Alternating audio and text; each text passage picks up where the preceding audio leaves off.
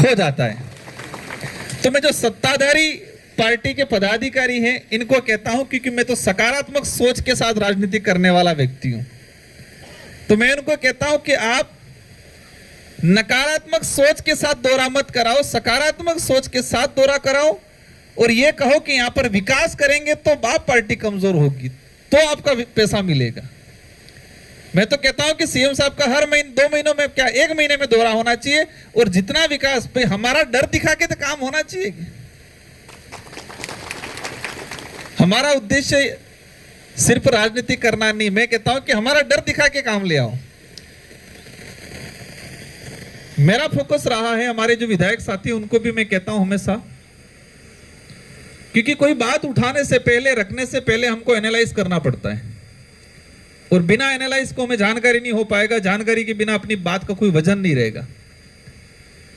Education sector की बात आई, अभी हमारे दोनों संस्था प्रधान महोदय ने अपनी पीड़ा रखी कि बिठाने के लिए कमरे नहीं है और ये पीड़ा पूरे राजस्थान की है और राजस्थान में सबसे ज्यादा बांसवाड़ा, डूंगरपुर, प्रतापगढ़ जो आदिवासी बाहुल्य क्षेत्र है वहां पर ज्यादा है। ये रीजन ये रहा है कि समसा के तहत जो समग्र शिक्षा के तहत बजट आता है सेंट्रल का और कुछ हिस्सा स्टेट का। मैं विधायक था उस समय, मैंने देखा तत्कालीन शिक्षा मंत्री थे गोविंद डोटासरा जी, अभी दिलावर जी हैं। तो पिछली बार भी देखा, इस बार भी देखा कि समसा का जो बजट है, जो मंत्री जिस टेरिटरी का है उधर ज्यादा ले जाता है, हमारे जिले को कम कम छोटा छोटा। वो कहते हैं कि मानसून बनता है और बनता है तो कुछ इलाके में तो जोरदार बारिश होती है और बाकी आसपास बूंदाबांदी हो जाती है। तो वो स्थिति हमारे राजस्थान का जो बजट बनता है उसकी है कि बजट बनता है तो जयपुर आसपास कोटा और जोधपुर और उधर शेखावटी, हमारे इधर बूंदाबांदी होती है। और मैंने उस समय विधायक था तो मैंने प्रयास किया, तो मैंने 84 क्षेत्र में काफी बजट ले गया था समसा का और इस बार हम प्रयास करेंगे।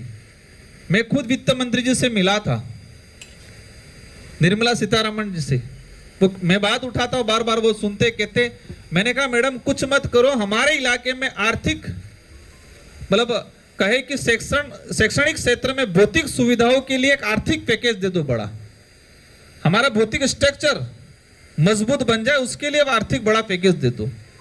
तो मैंने प्रयास किया है क्योंकि हमारा एमपी लेड एक लिमिट है, एक सीमित बजट है, मेरे हाथ में डेवलप कार्य कराने के लिए बजट एक सीमित है और मुझे सब जगह बैलेंस बना के इसका वितरण करना पड़ेगा।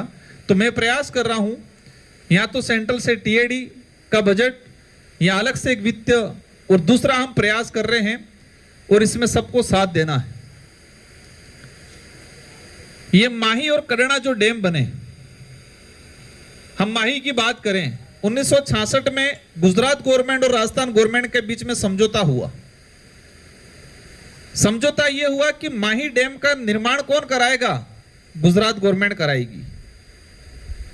माही डैम के निर्माण में जो पैसा लगेगा वो कौन लगाएगा उस समझौते में, कि गुजरात सरकार लगाएगी।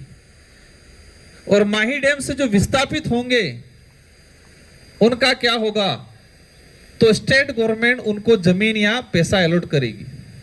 तो माही डैम बना तो सरकारी रिकॉर्ड के हिसाब से 10,000 परिवार विस्थापित हुए उस समय 1966-70 के बीच में। तो 1970 के आसपास 10,000 परिवार, तो उस 10,000 1970 की अगर बात करें आज की तुलना करें तो वो परिवार लाखों में जाता है। समझौता हुआ, 44 टीएमसी पानी है माही में और उस समय समझौते में 4 टीएमसी सिर्फ राजस्थान उपयोग कर पाएगा, बाकी अधिकतर गुजरात, मतलब 38 से 40 टीएमसी गुजरात उपयोग करेगा। तो उस लड़ाई को हम लड़ रहे हैं कि 1966 में जो समझौता है और उस समझौते में लिखा हुआ है कि जिस दिन राजस्थान सरकार 900 करोड़ रुपया गुजरात सरकार को दे दे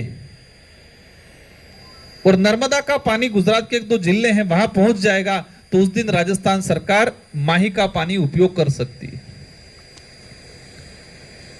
तो समझौते के अकॉर्डिंग हम लोग प्रयास कर रहे हैं कि राजस्थान सरकार, क्योंकि पहले क्या होता था, गुजरात में बीजेपी तो राजस्थान में कांग्रेस, यहाँ राजस्थान और बीजेपी, गुजरात में कांग्रेस तो सेंट्रल में बीजेपी, सेंट्रल में बीजेपी तो दोनों जगह कांग्रेस।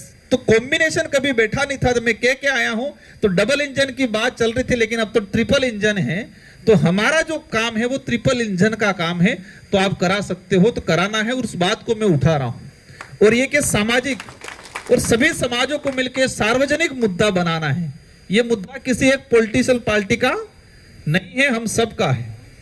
और ये कर दिया तो बांसवाड़ा, डूंगरपुर, प्रतापगढ़, क्योंकि हमारे एग्रीकल्चर की बात आई कि 15 बीघा जमीन है, तो एक तो है कि हमारा माइंड सेट भी नहीं है, और आधुनिक टेक्निक वाली जो खेती है वो भी नहीं कर पा रहे, दूसरा कि सुविधा भी पानी नहीं मिल पा रहा है। तो ये एक बड़ा मुद्दा है, उसके लिए हम लोग प्रयास कर रहे हैं, और उस प्रयास में आप सभी को साथ देना है।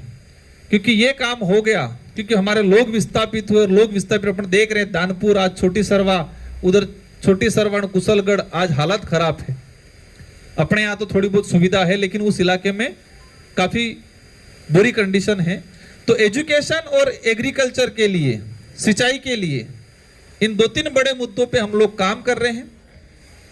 इस मुद्दों को सार्वजनिक मुद्दा बनाना है, और इसमें आप सबका साथ सहयोग चाहिए। और अवश्य मेरा प्रयास रहेगा कि इन 3 साल का जो हमारा समय रहा है, इसके अंदर ये काम हम कराएंगे। आप सबने मेरी बात को सुना, और यहाँ से हमारे पास